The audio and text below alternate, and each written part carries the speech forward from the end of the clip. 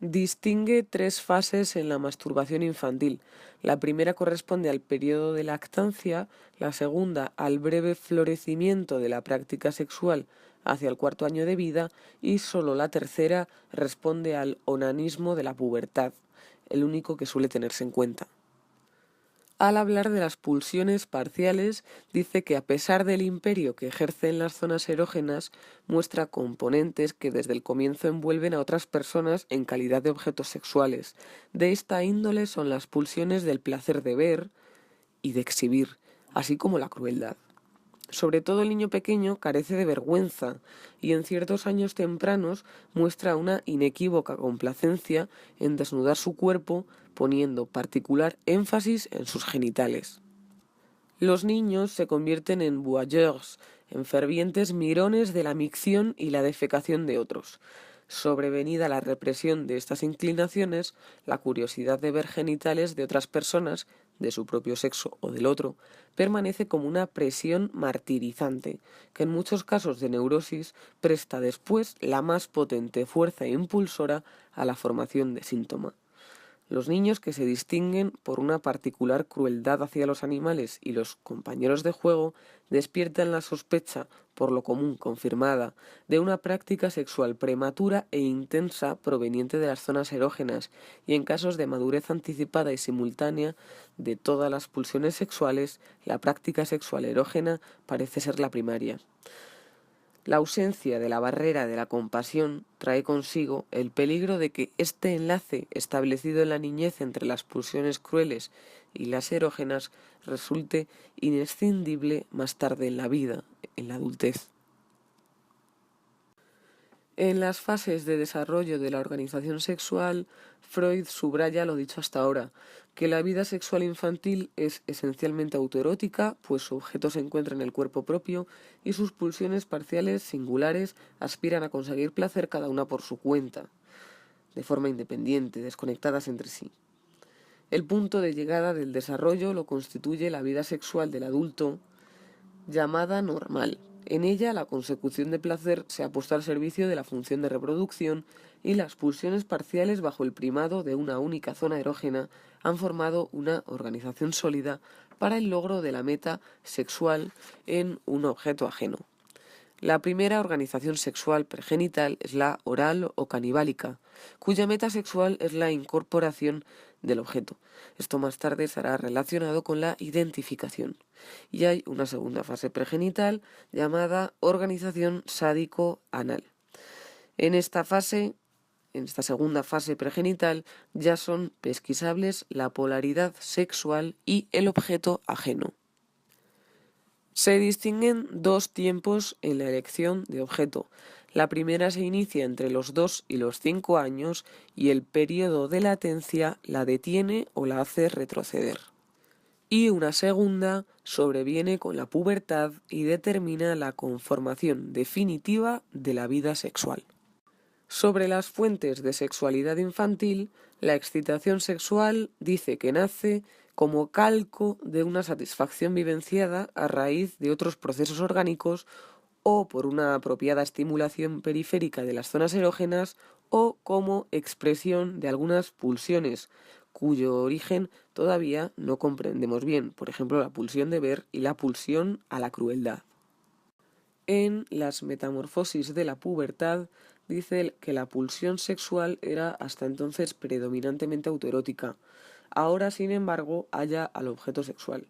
Ahora es dada una nueva meta sexual. Para alcanzarla, todas las pulsiones parciales, que hasta entonces estaban separadas, trabajaban de forma autónoma e independiente, ahora cooperan, se unifican. Dice que todas las perturbaciones patológicas de la vida sexual han de considerarse como inhibiciones del desarrollo. Distingue dos tipos de placer, el placer previo, que es el provocado por la excitación de zonas erógenas, y el placer final, que es el producido por el vaciamiento de las sustancias sexuales. El placer previo demuestra ser demasiado grande y demasiado escasa su contribución a la tensión. Falta entonces la fuerza pulsional para que el proceso sexual siga adelante. Todo el camino se abrevia y la acción preparatoria correspondiente reemplaza a la meta sexual normal. Por tanto, el placer y la tensión sexual solo pueden estar relacionados de manera indirecta. Cuando la reserva de semen está vacía, no solo es imposible la ejecución del acto sexual, sino que fracasa también la estimulabilidad de las zonas erógenas. En la teoría de la libido, define a la libido como una fuerza susceptible de variaciones cuantitativas, aunque también presenta un carácter cualitativo. La excitación sexual es brindada por todos los órganos del cuerpo y distingue una libido yoica de una libido de objeto. La libido de objeto es quitada de los objetos, se mantiene fluctuante en particulares estados de tensión y por último es recogida en el interior del yo, con lo cual se convierte de nuevo en libido yoica, en libido narcisista. La libido narcisista o libido yoica se nos aparece como el gran reservorio desde el cual son emitidas las investiduras de objeto y al cual vuelven a replegarse. En la diferenciación entre el hombre y la mujer dice que ya en la niñez son reconocibles disposiciones masculinas y femeninas y parece mayor en ella la inclinación a la represión sexual, pero la activación autoerótica de las zonas erógenas es la misma en ambos sexos. La sexualidad de la niña pequeña tiene un carácter enteramente masculino. La libido es regularmente de naturaleza masculina. En el hallazgo de objeto dice que un exceso de ternura de parte de los padres resultará dañino para el niño, pues apresurará su maduración sexual y también le malcriará, lo hará incapaz de renunciar temporariamente al amor en su vida posterior, o contentarse con un grado menor de este. Uno de los mejores preanuncios de la posterior neurosis es que el niño se muestre insaciable en su demanda de ternura a los padres, y por otra parte son casi siempre padres neuropáticos los que se inclinan a brindar una ternura desmedida y contribuyen en grado notable con sus mimos a despertar la disposición del niño para contraer una neurosis.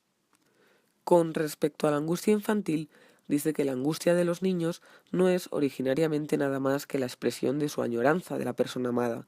Por eso responden a todo extraño con angustia, tienen miedo de la oscuridad porque en esta no se ve a la persona amada y se dejan calmar si pueden tomarle la mano.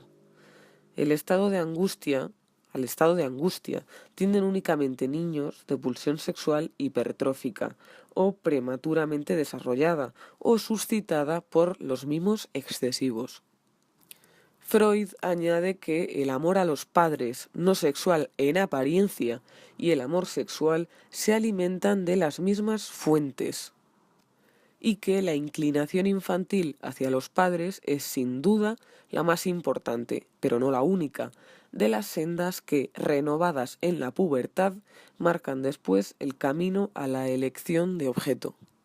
En el resumen final dice que la neurosis es en cierto modo un negativo de la perversión, que la disposición a las perversiones es la disposición originaria y universal de la pulsión sexual de los seres humanos, que en todo cuanto constituye una aberración fijada respecto de la vida sexual normal no pudimos menos que discernir una cuota de inhibición del desarrollo y de infantilismo, que la pulsión sexual misma era algo compuesto por muchos factores y que en las perversiones estos se disgregaban, por así decir, en sus componentes.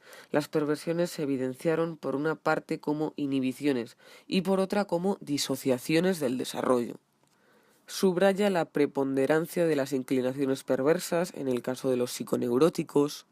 Habla de una primera fase de la organización sexual del niño, que es el erotismo oral, y una segunda, que es el sadismo y el erotismo anal, como la tercera.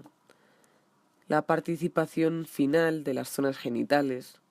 El temprano florecimiento de la vida sexual infantil hace madurar también una elección de objeto, que influencias externas como la seducción pueden provocar intrusiones prematuras en el periodo de latencia hasta llegar a cancelarlo, y que en tales casos la pulsión sexual del niño se acredita de hecho como perversa polimorfa. Averiguamos también que cualquier actividad sexual prematura de esa índole perjudica la posibilidad de educar al niño, que las transformaciones que le sobrevienen Con la emergencia de la pubertad hay que destacar dos como las decisivas, que son la subordinación de todas las otras fuentes originarias de la excitación sexual bajo el primado de las zonas genitales y el proceso del hallazgo de objeto. Ambas ya están prefiguradas en la vida infantil. La primera se consuma por el mecanismo de aprovechamiento del placer previo.